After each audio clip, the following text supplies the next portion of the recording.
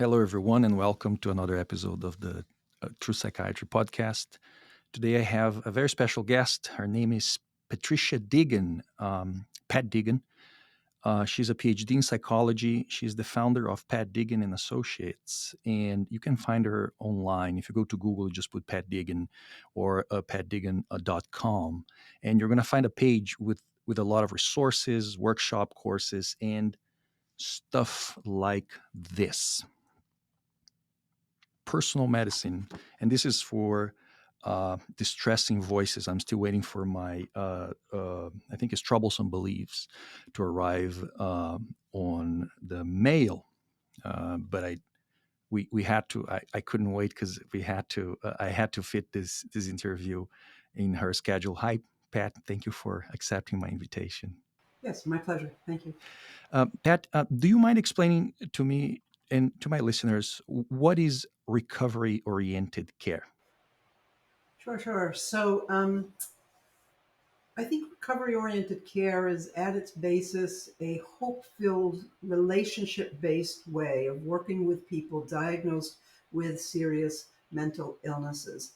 And by relational and a relationship-based way of working together, what I'm really saying is that recovery-oriented care recognizes that human resilience does not end at the time of diagnosis.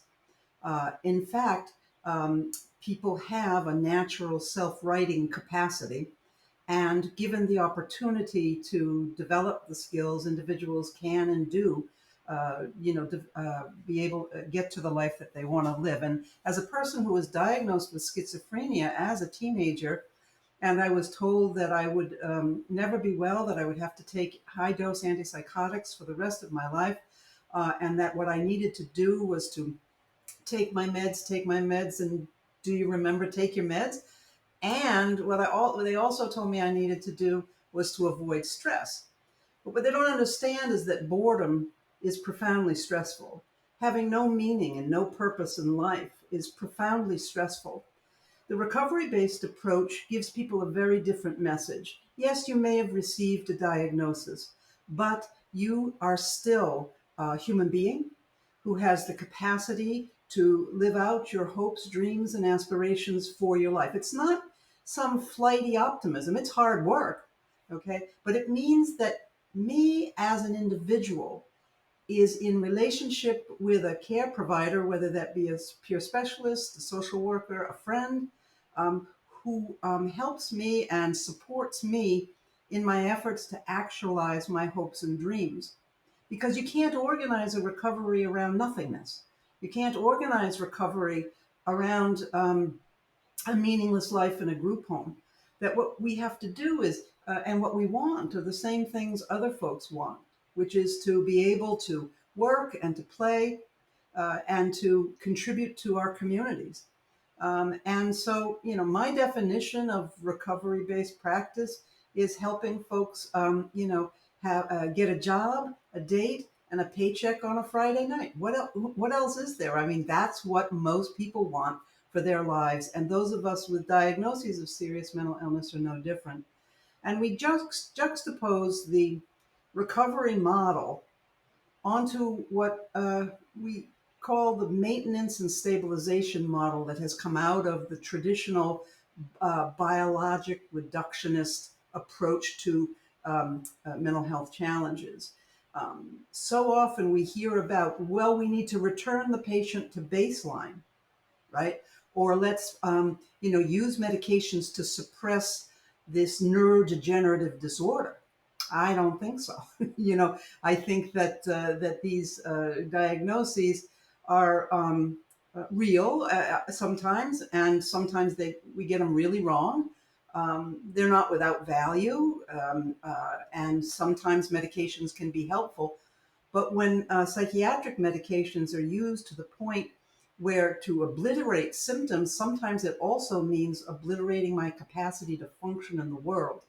And that is an outcome which I consider a treatment failure, right? We need to be able to pursue our hopes and dreams from day one, even though it might take me many, many years to get back to college or working on the degree I was working on or get that job. That's okay. It can take time. But meds and passively waiting for professionals to fix me may work for the old medical model, the paternal medical model, but it doesn't work for most of us in reality. For most of us, really, recovery is about saying, "Look, I'm a person. I'm not a schizophrenic. I never have been a schizophrenic, um, and that I'm a person, not an illness." And that's a good thing because illnesses don't recover, but people do, right? Illnesses don't recover, people recover.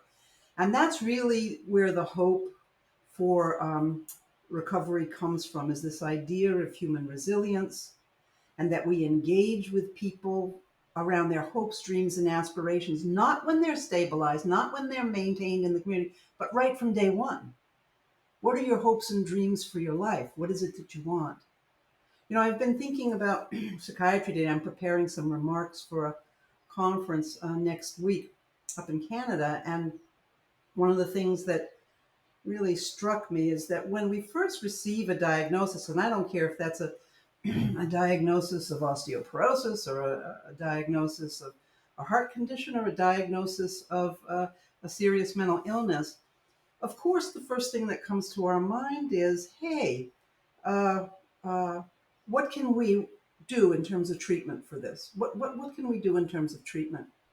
But the other thing that immediately comes up as well is, how do you live your life with osteoporosis? How do I live my life with a mental health challenge, maybe the diagnosis of bipolar disorder? And medicine has so little to say about that part of things, so little.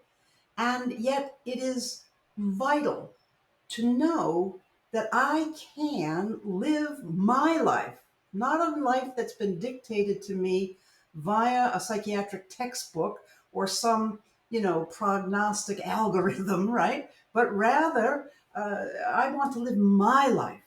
And the only one who knows that and what my life I want it to look like is me. So it means de facto, I am a partner in care. I am not a recipient of healthcare.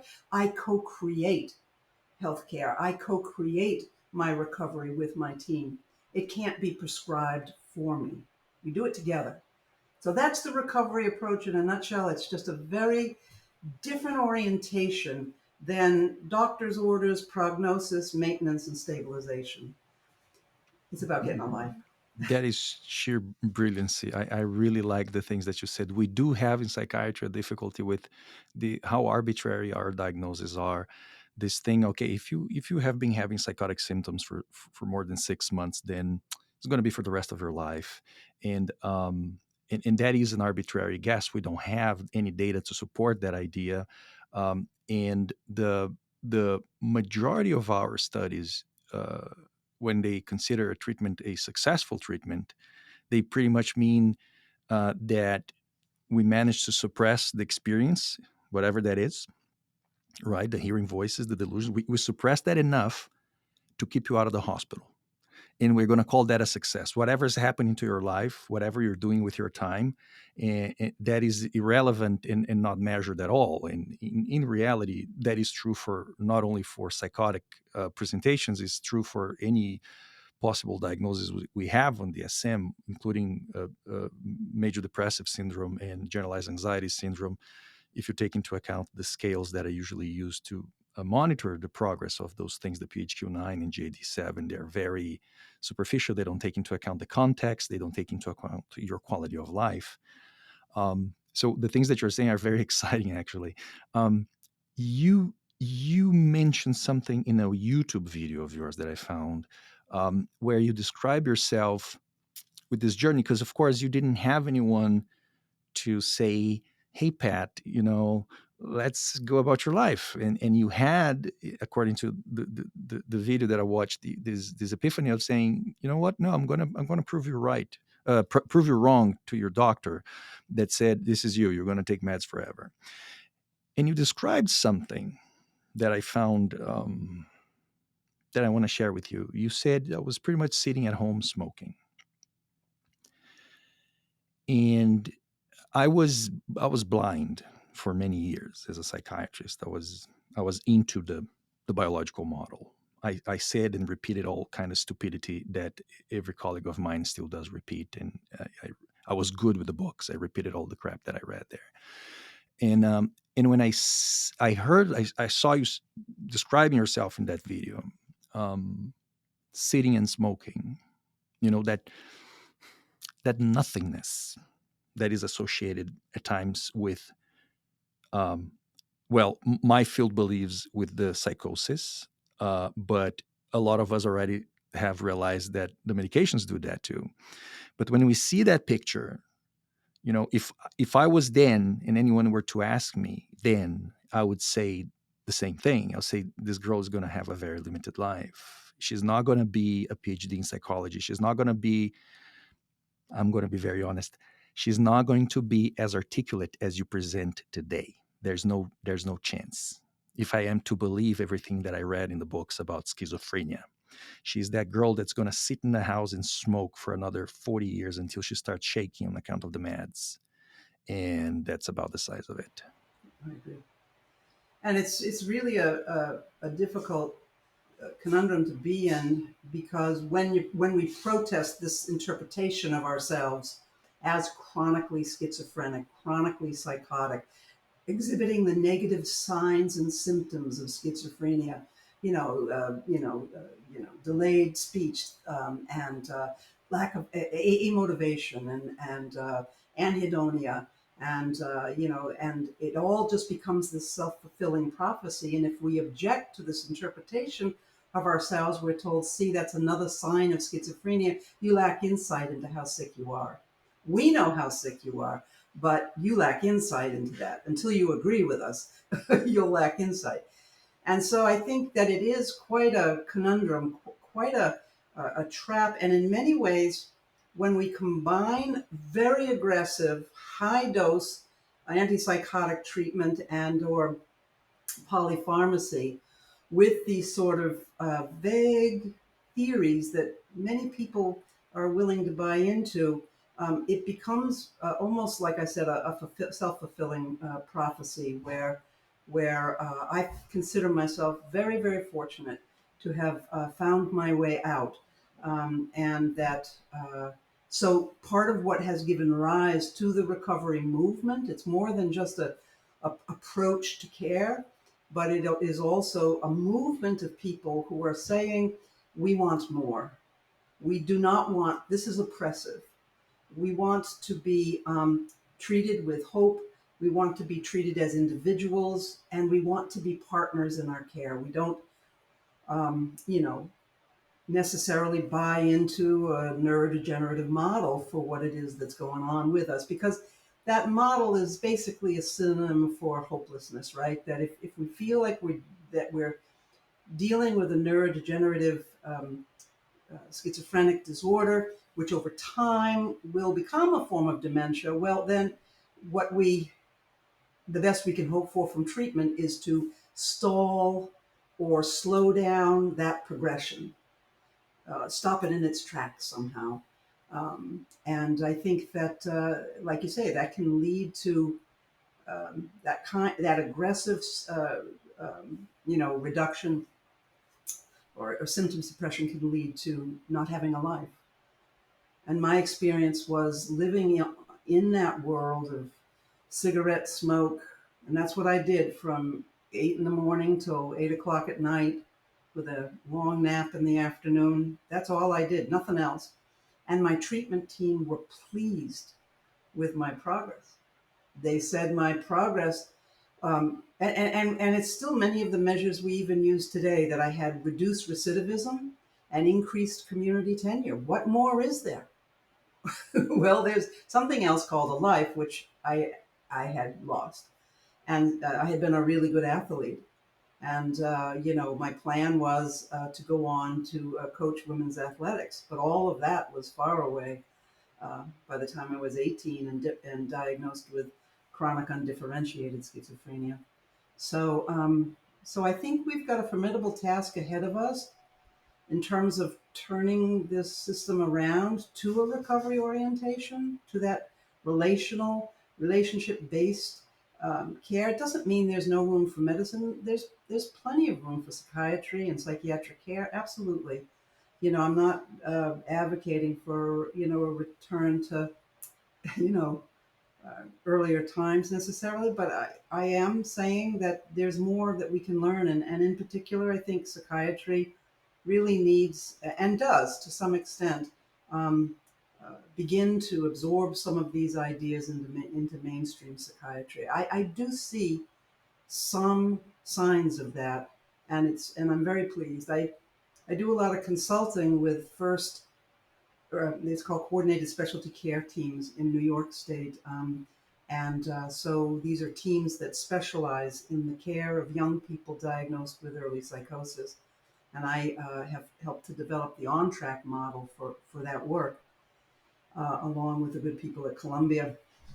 And it's very exciting to see many of the psychiatrists coming onto the teams and working side by side for the first time ever, for instance, with peer specialists, people who have lived their own experience of recovery and who are now professionals supporting the recovery of others. And it can be a game changer for many of the psychiatric care providers I speak with, because they never knew about this other part of the equation, which is, oh my gosh, sure, I want to know about treatment, but I also want to know how am I going to live my life? How can I live my life with this challenge? And that's the part they know nothing about.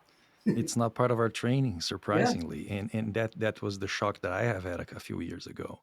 And I want to let you know, I have interviewed Ederhold Volkmar Ederhold, the German guy with Open Dialogue, and another guy very interesting that I spoke to was Will Hall. From Mad Radio, and he's not even in the field, but his insights on his experience were actually very helpful for me, along with Ederhold's, on account of how medications could be helpful, and how to use whatever good they can bring to the table without pretty much shutting up the whole system, um, shutting down. So, what is your view in that sense? What kind of in your experience, if any benefit if you had any benefits from medications, what kind of what good did it do for you, if it did any? Yeah. So first I had to learn a whole new way of working with a psychiatrist, kind of through trial and error. And that new way of working involved me bringing forth some of the things that I was learning myself. So, like the very first thing I learned, uh, I was sitting in that room with the smoke and cigarettes, and I would sit there day after day. Chronic undifferentiated schizophrenia was the diagnosis. And I remember the voices starting up again, even though I was taking, at that point, it probably was haloperidol. And, I put on this old analog personal tape player called a Sony Walkman. And I don't know if you're old enough to remember the old Walkman, but to me, they were a lifesaver. I had gotten one for a gift. I put it on, listening to some of my favorite tunes, and guess what happened? I found the voices more manageable, less threatening, less scary, less compelled to try to make them shut up. Instead, I was able to kind of move my attention over to my tunes, to the music that I liked. This was like the earth moved under my feet when I discovered this. There was something I could do that made a difference in my experience of these all-knowing, all-powerful voices. Wow. Up to that point in time, no one had, and I was probably 2 years into post-diagnosis by then, no one had ever said to me, Patricia, there are things you can do to help yourself. No one mentioned it, ever. I go into my psychiatrist. I say, Dr. Bennett, you won't believe this. I said, I listened to this tape, and I remember handing him the tape, and I said, on my Walkman, and it helped me. And he said, really, tell me more about that. We need to find out what happened. So I began describing what began to happen. He said, well, try it again. I said, okay, I will. And I went home and I kept trying it. And then I was interested. If I listened to a baseball game, on the personal headset because it had an AM/FM radio. If I listened, does that work? Because I'm interested in baseball, so it's like maybe that'll help too. And it helped, but not as powerfully as my songs, as my tune. Okay. And so he would ask me every time I came, how's it going with your headset? And slowly, what we started to do was to lower this antipsychotic medication as I became more skilled in using my headset. Well, once the level of the antipsychotic started coming down, guess what? I had a little bit more energy. I wasn't about to go out and play sports, but guess what I could do? I could start walking around the neighborhood again. Well, walking, what does that do? I found that it actually helped also. So what I'm painting you is a picture of a cascading effect, okay? As I began to discover these self-care strategies, which eventually I evolved into my personal medicine, the things I can do to take care of myself. And so being able to walk, and then that helped me dissipate some of my anxiety, which helped me be still and be able to engage in a little bit of prayer, which had always been a part of my life, but prayer was a powerful thing for me. And so the better I got at managing stuff, the more we were able to lower the antipsychotic medications. And that to me, this cascading effect of what I call my personal medicines, not what I take, but what I do, became the key to moving forward in getting the life that I wanted.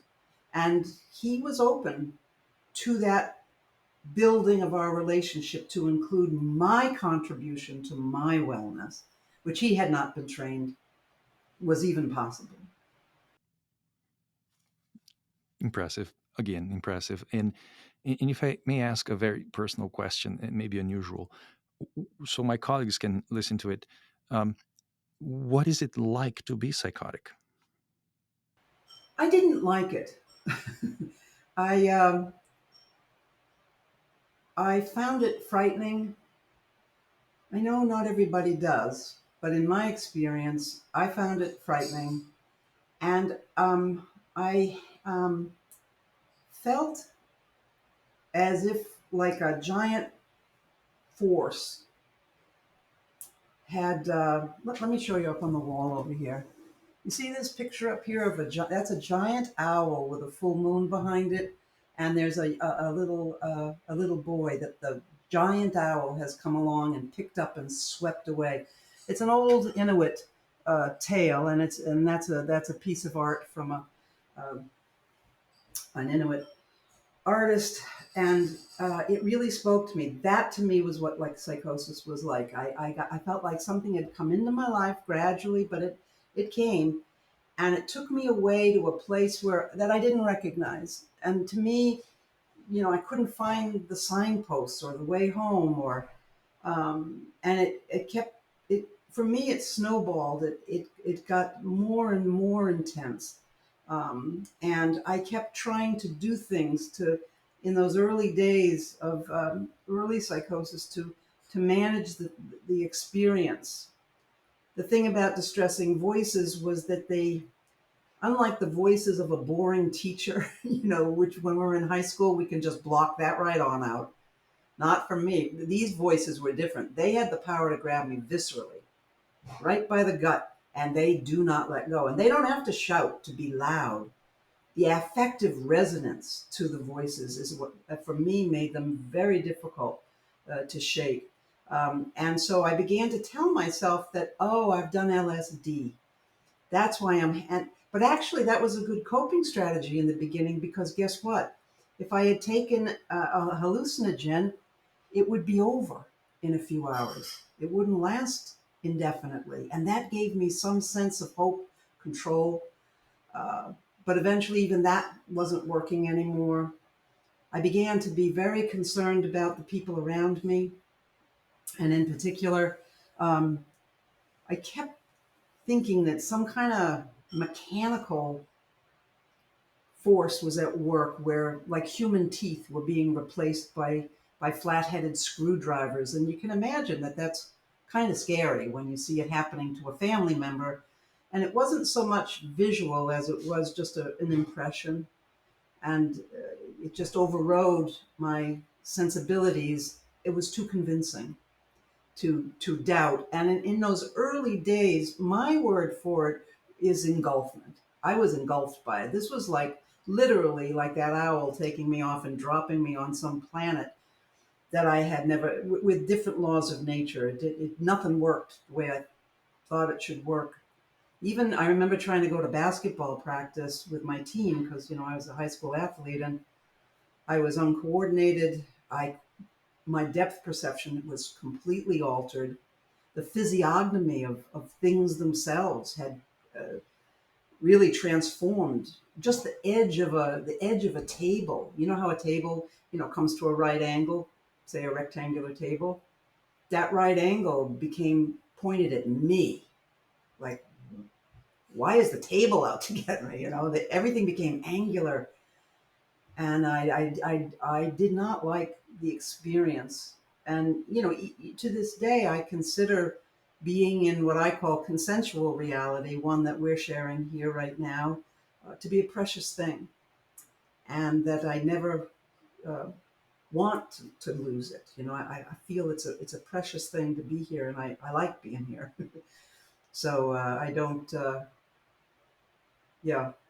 And so I know that today, I mean, I think if you look at anybody under a microscope, you'll find symptoms or what get called symptoms. I mean, I still hear distressing voices, but when you know what to do about it, it's not that big a deal, right? In fact, it's just part of who I am. And,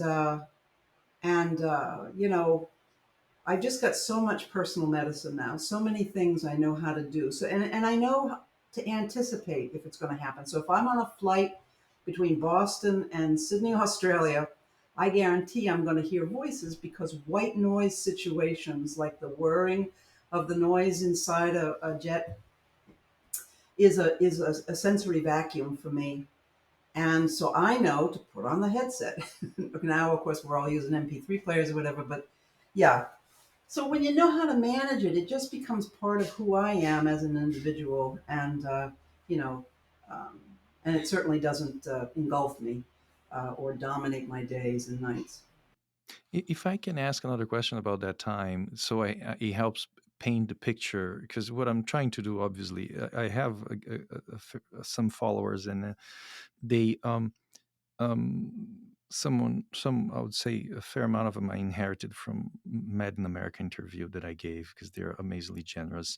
And before that, I think I may have had like 400 followers, and a lot of them are professionals. And my whole attempt is to bridge this information to folks and kind of break their skepticism. How long did it last, that specific picture of you sitting and smoking 12 hours a day with a nap in the middle of it? I'd say approximately 14 months. 14 months. You were a hopeless case, I according was to, considered chronic, yeah, undifferentiated. yeah. This is so incredible. How did you collect all those flashcards and strategies that I found here? How did you collect all this material, these experiences, these ideas? How was it? Is all yours? Did you learn from other folks? That's exactly what I did. I learned a lot from what part of what I've been doing for probably 30 years now is interviewing hundreds of people at this point about their recovery journeys. And I keep these interviews and other things in what I call my recovery library, which is an online repository for recovery oriented um, stories and but also tools. And so, I mean, the way over time, I just began to collect. Well, first off, in I think it was in approximately 2000, I was invited by the University of Kansas to do a research project. And it's rare for someone to walk up to you. Good old Charlie Rapp was his name, director of the department at the School of Social Welfare at the University of Kansas. And he said, Pat, you want to do some research? What would you like to do? And I said, I want to study how people actually use psychiatric medications in their recovery.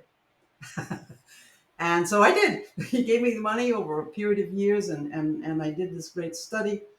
And in it, I got to talk to many, many people about how they're using psychiatric medications. And what really struck me is that most of the people I interviewed were, had been in the mental health system a number of years, and most weren't using medications exactly as prescribed. They were using meds in ways that I could relate to, which was using meds. I used to call it to take the edge off. And a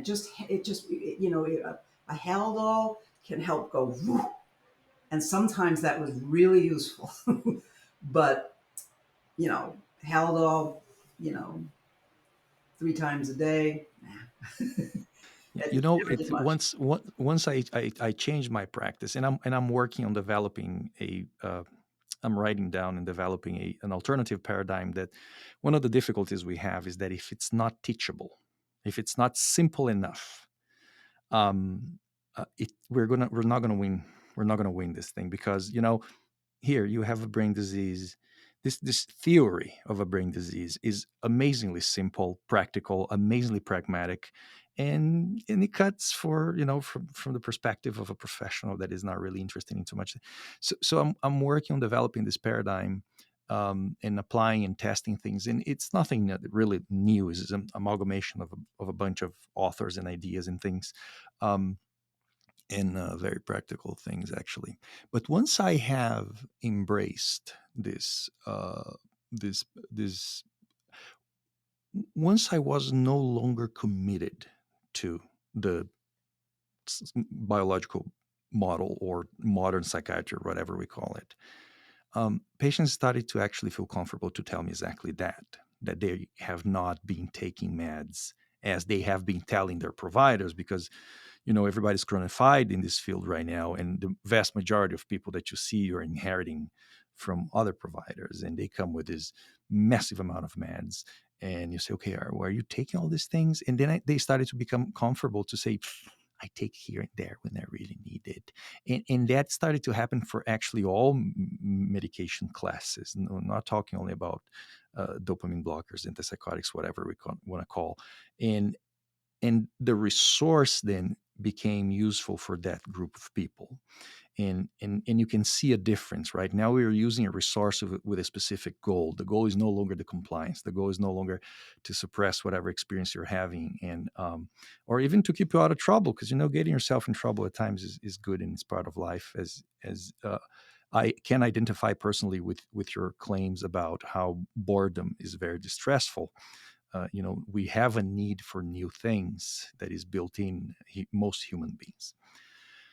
Um, I did, however, found I hit a wall when I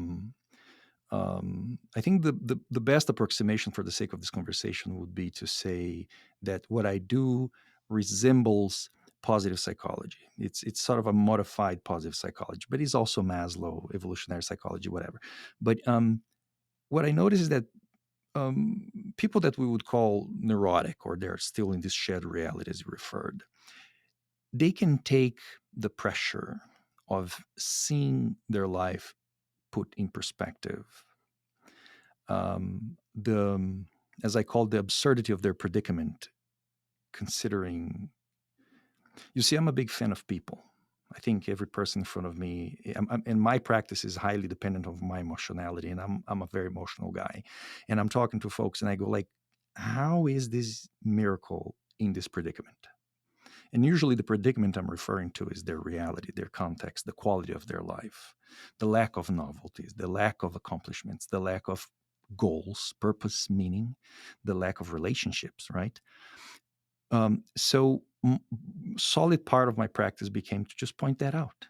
Just say, hey, there's really no way you can feel that good because your life kind of sucks, right? But here you have all these things working for you. You are amazing. You're intelligent, articulate. You're a good companionship. Why are you hiding from the world? Kind of idea. And for the first time, I started to actually enjoy my 20-year career like never before, right? Um, but I hit a wall when doing that with folks that are experiencing psychosis. they felt, and I wasn't necessarily pressuring them, but the pointing out the realities felt like pressure. In a distance presented itself. So I said, okay, I cannot use this strategy, right? And I found a way around it just by pulling by memory. Considering that I was a psychologist before, and a lot of people wrote, particularly I like Darian Leader, saying, what you do is a secretarial job. You're just there, and you're describing it in terms of a relational approach. So I'm going to try to summarize this question this way. And sorry for being so uh, circumstantial. I want to make myself useful for someone going through psychosis and a tough time. What is the mindset that I should adopt? So when you say this would be you in your professional capacity. Yes. Yes. And so that then, of course, we have to think of it as being, having a time limit around it, right? And it's going to be billable and all those kinds of things, right? Um, so, and you'd be in the role of psychiatrist. You'd be, Yes. Yes. Well, granted, I need you to know I'm a psychologist as well. yes. I had that training as well, and I've practiced a lot of psychotherapy, but I guess the mindset I like to know is like, okay, is it savable? Can I save this profession when it comes to helping people? Can I be more than just a guy that gives drugs? You have to be. No, I know, but I need you I to know. tell. What I'm looking for is a north, so our listeners can say, "Oh, this is what I can do." And coming from you, I obviously the impact it has. Well, I think that I get to see psychiatrists, all the time in my clinical consulting with the on track teams in New York State. And many of them are doing magnificent work. So the foundation of the work is recovery itself. So these are psychiatrists and nurse practitioners who are being trained, and they're also being measured in terms of outcomes on their recovery orientation in working relationally. So there's a willingness sometimes to even go out to an individual's apartment and to meet with them on site, or that what's happening in the appointment is we're going to go for a walk in the park together. So there's a willingness to be flexible in terms of meeting young people where they're at. The second critical foundation for the psychiatric care in this real world work that we're doing is shared decision making. It's recognizing that there's a powerful ethical imperative because of the risk benefit profile of psychiatric drugs. Um, and let's just mention a few. I mean, weight gain, tardive dyskinesia, you name it. I mean, there are very significant. Mortality, increasing mortality, cognitive impairment, risk of dementia. Yeah. The list is endless. Yes, So there's no an doubt about it. imperative, there's an ethical imperative to participate in a process of shared decision making with young people and their families regarding finding the treatment that's right for me. Not finding any old treatment for Joe Anonymous in a population sample, but rather the treatment that's right for me. I'd like to share with you real quick. Is it okay to share my desktop? Absolutely. Do Yeah, you I have? just want to share a slide. I've developed this method that's it's so easy to use. Peer specialists are doing it in different places around the United States in psychiatric care clinics to help people be prepared to participate in conveying their goals for psychiatric care with the practitioner. So with the psychiatric care practitioner. So it's just a method called power statements. I have presented on this before. Um, so I'll do the screen. Did you find the icon to share the I screen? guess um, and share and here, it's over here, And let me just bring up an example here. So this is something that I call a power statement. And uh, the power of power statements is that it helps to connect the psychiatric care provider's medication treatment plan with what matters to the individual, resulting in a shared understanding of the goal of my treatment. I can show you another one. This young person, I want you to help me find a medicine that will help me get sleep at night so that I can get up on time for the car detailing training program. But the meds can't make my hands shake because then I can't detail cars. So again, we see the connection of the medical treatment plan with our shared understanding of the goal of my treatment. Let me just do one more quick. Um, I want you, doctor, to help me find a medicine that will help my voices quiet down so that I can pay attention to my boy when I have him on weekends. That's what matters. So we're connecting the plan with our shared understanding of the goal for treatment. And um, the reason I think that this is it's incredibly simple. You know, I've done, I forget how many tens of thousands of these with people in psychiatric care clinics all over the country. But peer specialists um, use power statements in psychiatric care clinics in certain places around the country. We have 137 sites doing it. And it's extraordinary because it helps to quickly connect the two poles, right? My individual life with what the psychiatric care provider is all about. And what we hear from psychiatric care providers is how incredibly efficient a power statement is in conveying a lot about the individual in a very short amount of time, because of course people are pressed for time in the clinics. And so for me, the main goal of um, psychiatric care providers is to shift the focus from what's the matter with you to what matters to you.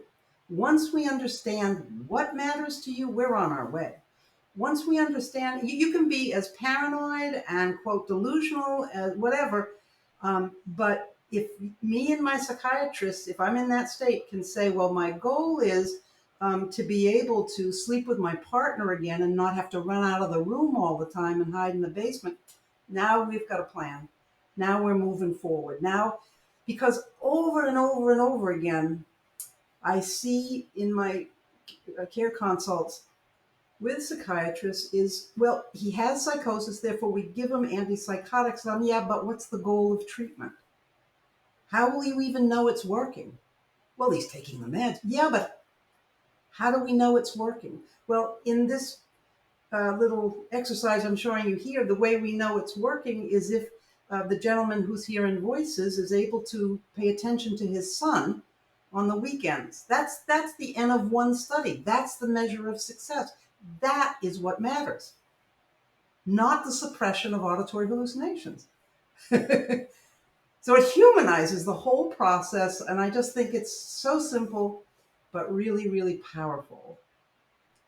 That is brilliant. That is sheer brilliance. Thank you for sharing those slides. Yeah. I always feel my podcasts are master classes, and I was so thankful to whoever talks to me because it has changed everything that I do on account of that. Um, I am want to be sensitive of your time. Do you have any final statements about this chat? So I have my listeners. Yeah. Well, I'm very interested. What was your turning point? How did you do the 180 that you've done? Well, for so I my first gig was in patient psychiatry, and I was seeing, and I was like a book heavy kind of guy. And it's a funny thing. You come from training thinking, this relationship between academia and pharmaceutical companies is a good thing, right? It fosters the development of drugs and things like that. That's the mentality we have when you come out of training. And there is corruption, but people doing research on this thing. You don't picture that. As Lisa Cosgrove says, there's not a quid pro quo corruption, which I came to found it is many times. Like I have met providers that always prescribe the same, insisting the same medication, and then they get these very handsome fees as consultants and to speak and things like that, right? So it is a kickback system that was, but I was working inpatient, and I shared that in my interview in the Man in America, that I was seeing all these heavy medication regimens, but I was like, because they don't make sense. Psychiatry nowadays, the way it's practiced, you can, if we were to adopt guidelines, it would still get better. So bad it is. The intuitive prescribing, right? There's this intuitive thing where, well, maybe, I can put this on top of that and this, and maybe this is going to be, it's a magical thinking. And that is very clear to even academic folks that haven't bought in or realized or taken the red pill. They know there's an excess. And that's how I saw it. I said, there's this excess coming from intuitive prescribing. It's just a lack of books. And I'm impatient also. Impatient, refractory cases, all that idea. So when I moved to outpatient work, I continue to see the same excesses. In folks, they are freaking fine, right? I was myself a diabolical child. I cornered the teacher with a box cutter in the fourth grade. I was out of control, but I was lucky enough in those days that they didn't have the compliance medications we have nowadays, right? For whatever attention difficulties are called. But so, like, a lot of times I would see cases and say, this guy's fine. Why is he taking so many things, right? And so gradually I started to see that there was something wrong. So I started the podcast on account of saying, hey guys, cut the crap, right? And in the beginning, I was still, um, let's say, guideline heavy.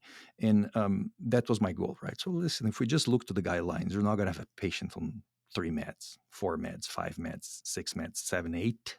I have seen, right? I'm a director, so it's at times is an ugly picture. And then as I continued to dig on those matters, I started to get in touch with stuff. I got the first time I read the book of Robert Whitaker. Yeah. And then there's a guy that was very meaningful for me too, that it was Ron Bassman. Uh, you may have heard of him. He was diagnosed with schizophrenia in the 60s. He escaped lobotomy for a matter of 6 months. 2 admissions of 7 months in the hospital, savage. And he has a take on psychosis that he describes psychosis as this lure, this enticement, this dragging thing, because his psychosis was an elated psychosis. There was this different presentation, and didn't experience it as stressful, at least in the beginning. So for him, and I think you guys would freaking, there will be fire coming from a chat between the two of you, because he went out to become a psychologist, a PhD as well. And he has a very interesting path, and for me, this guy's an inspiration. So as I get in touch with the work of those fellas, I go like, there's more to it. And then for me, it's like it was impossible to not to do something about it. So that was my story. And then I continued to talk to people, and I disguise my learning curve as a podcast, just like I'm doing right now. and has been very gratifying. It changed everything that I do. And I can see, from a practical perspective, that focusing on, and that's true for whatever diagnosis people are carrying around, focusing on what we have been focusing does not change anybody's life. Yes. Well, it takes real courage, I think, to break ranks with institutional psychiatry and be outspoken. And I think that there are, I would say, a lot of psychiatric care providers, and I use that term to be inclusive of the nurse practitioners Of and course. stuff. But I do think there are a lot of folks in the closet who'd be nodding their head right along with you as you're doing it. Breaking ranks with institutional psychiatry can, and trying to stay in the business can be is a daring act. So I applaud you for Yeah, pioneering. and you mentioned nurse practitioners. I should mention that one of my role models is my wife. She's a psych nurse practitioner, and all the things that I take forever reading and thinking, she's just one of those folks that has this energy about her, and it's something that I try to emulate, but it's not that easy because it's just different personalities. So yeah, you're absolutely right. Psych nurse practitioners, they don't have the same binds the bonds to this system seems to be different. So I have usually a lot of fun working with them. Again, Pat, thank you for your time. Thank you for accommodating this interview. It will keep you posted. And again, amazing. Thanks a lot. Yeah, and when you post, let me know. Absolutely, I will. Thank you so much. Bye bye.